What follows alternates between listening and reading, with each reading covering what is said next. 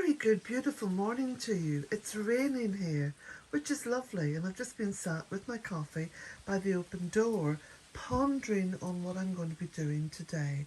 Today is Sunday, and I think it's about 10:30. I had a little bit of a lie-in bed, and I have finished the other sleeve of the jumper. So I may be putting the jumper together and showing you that, quite possibly. But first and foremost, I'm going to be working over in the tunnel, because the tunnel, as you know, is now 18 years old. It has the same plastic on it that it has had from the very beginning. People often ask me what it is. It's middling price plastic, so not the cheapest, not the most expensive. I believe it was 6mm. It's still in fairly good condition as a cover, but for growing stuff in the tunnel, it's not that good because it's becoming rather opaque.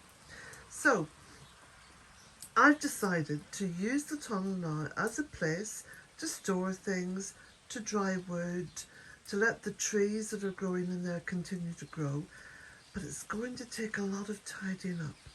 So without further ado, I'm going to get going. Now, there will be some other little things that I'll be adding on to this video, so stay with me. On my way to the tunnel, I spotted more mushrooms. Lots and lots of fungi. I think it looks so beautiful. It really does, quite magical. So I had to start with moving a few of the things, the yolks that my son's left in here.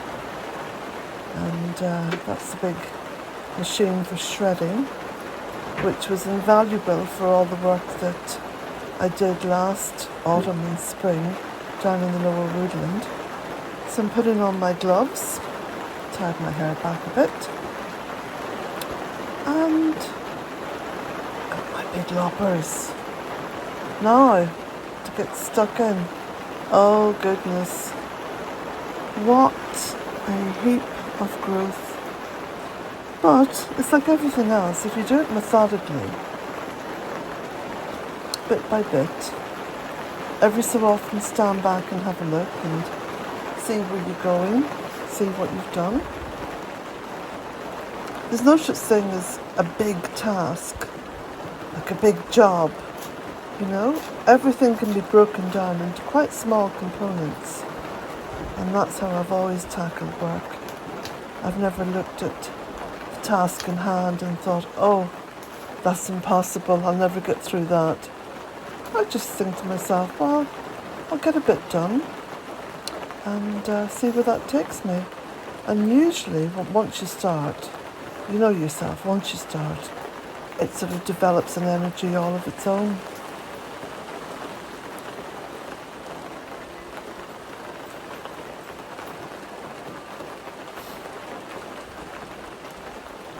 So up along here, at the front, there's a little nectarine tree. I'm keeping that. And at the back, there's a peach tree, which hasn't done so well, but I'm not that good at pruning. I don't really know what I'm doing. I'm just inclined to go with the basic instructions, which is that keep the little fruit-bearing bits and try not to let it get too big and too straggly. And then behind the peach tree, on the left, just behind my head there, is a bay tree and a mahonia, and they're both growing together. Now there's a bird's nest in the bay tree, which I think is a little wren's nest. It's hard to tell, but I do see quite a few wrens in here. So I've had to make sure that whatever cutting back I do on the bay tree is done with that little nest in mind.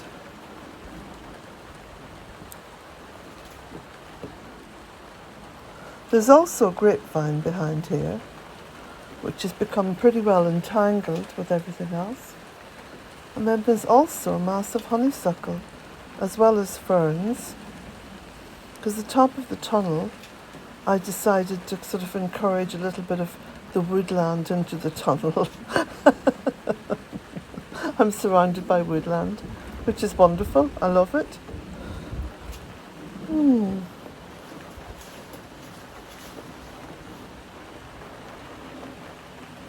The sound of the rain is very melodic as I work.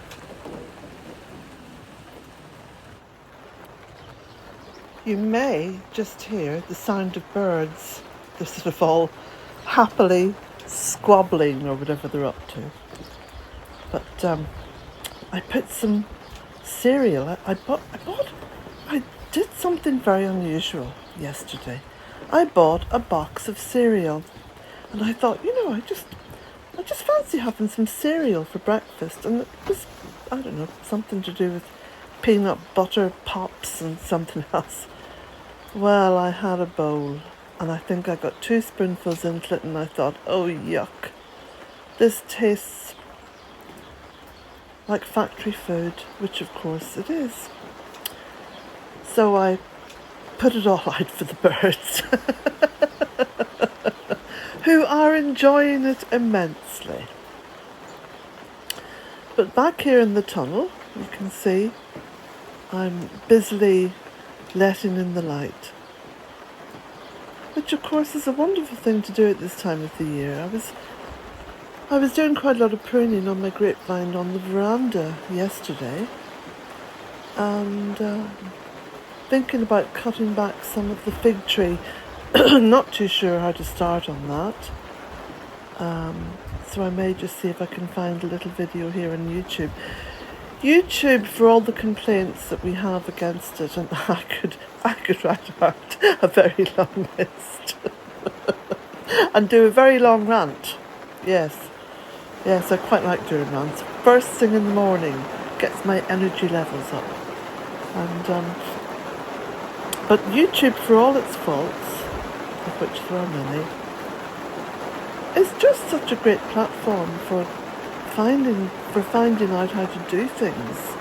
If you just put the keywords into the search bar, goodness, it just comes up with so much stuff, Talking of which, if you want to find any particular video that I've made, and I think I've made about 1,200 videos now on this channel, just type in the pertinent words followed by Old Cottage, and that should bring you up a selection of videos to watch. Every so often, someone leaves a new comment under an old video, and of course it pops up on my phone here, and I'm able to read those comments and reply to them, or just, like them. If I put a little heart beside your comment, I've read it. And I'm then tempted to watch the video. I think, oh gosh, I must have made that about 8 years ago. Let me just see what it was all about. This is quite strange watching one's old videos. But yes, there's a lot of info out there on the internet, the interweb.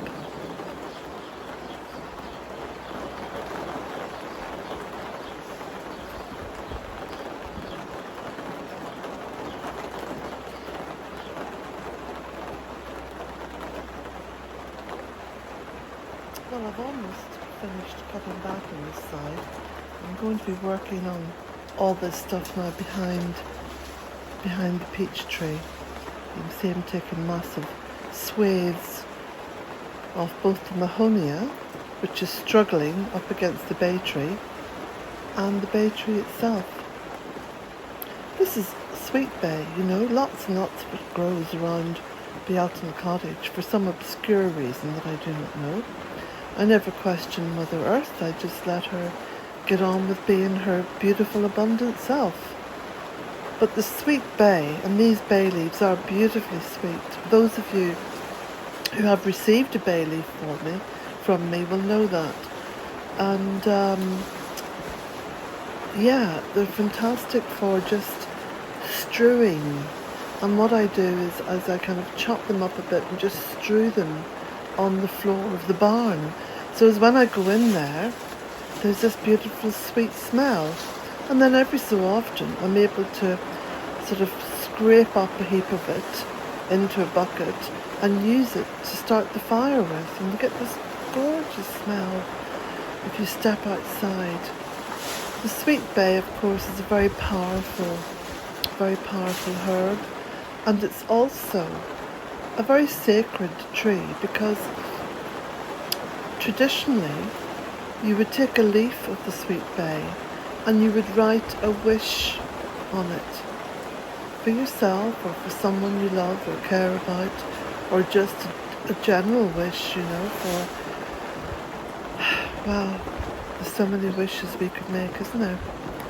And then you just light it, and it burns quite quickly because of the beautiful oils in it, and those aromas and the smoke just rises up into the heavens, away off into the beautiful atmosphere, and your wish is carried with it. So it is strange that the bay trees grow so well for me here. I have them in the tunnel, I have them in all parts of the garden, all parts of the woodland. It really is a beautiful plant. Though the original tree, which I call the mother tree, which I bought, all the rest I didn't buy, I grew them from cuttings from the mother tree. The original mother tree was almost killed by 2 winters of very heavy frost, and like it was so cold, everything was in suspended animation for about 6 weeks. And the mother tree, the mother bay tree, almost died. But then she started sending up shoots the following summer, and I quickly cut some of those shoots and potted them on, and they've become the bay trees that are now all over the place. I think I must have about 20 bay trees. So abundant, so giving. This is why I say, Mother Earth is so giving. So giving. So abundant. And we hardly ever stop to think about that. We think abundance comes from supermarkets or wealth or money in the bank. No, it doesn't. No, it doesn't. No. Abundance comes from Mother Earth. All of it. Even the clothes we are wearing comes from Mother Earth. So here I am now, going in on the other side of the tunnel, and a lot more pruning to be done. Now it might be another day or two before I finish this project because it's quite hard work. I've condensed this video down into 17 minutes in order to be able to upload it. Otherwise I have a huge amount of difficulty because all I have is the hotspot on my phone. But the work here comprises of about 2 hours. And it's pretty tough going because I'm using these loppers and really having to use the muscles up in my shoulders and arms, which of course is good, there's no complaints. You either use them or lose them. So, but I do need to stop soon and have a cuppa, and then I have a few other tasks to do. I'm taking a grandson of mine into work, driving him to Carrick. There's always calls upon my time, which, hey, I'm very happy about. I think the worst thing in the world is to be bored, and I've never suffered from boredom.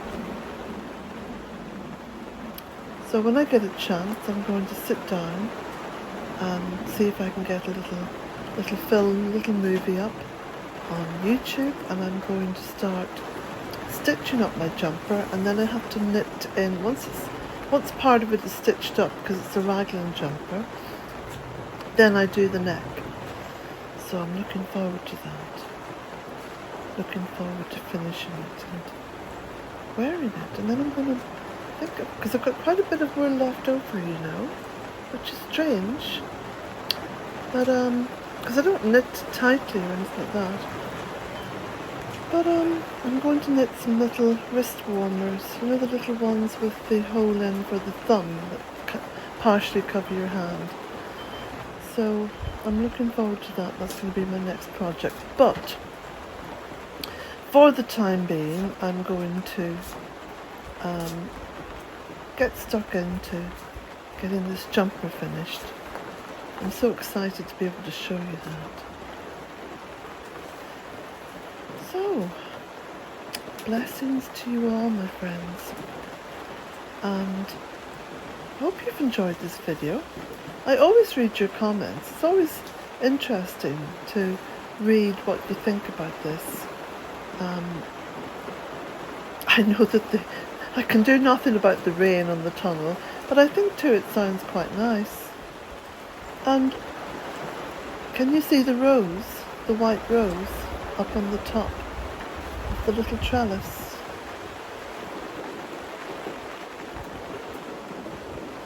It's one of the nice things about having some plants in the tunnel.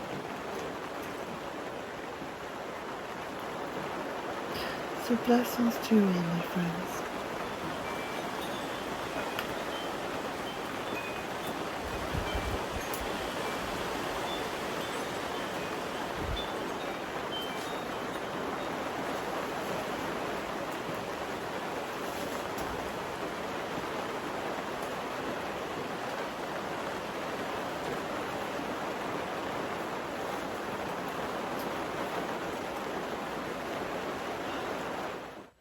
Out in the cottage when I first saw it, and this is the view from the cottage, from the road up to the cottage, and this is the view from the cottage down towards the road.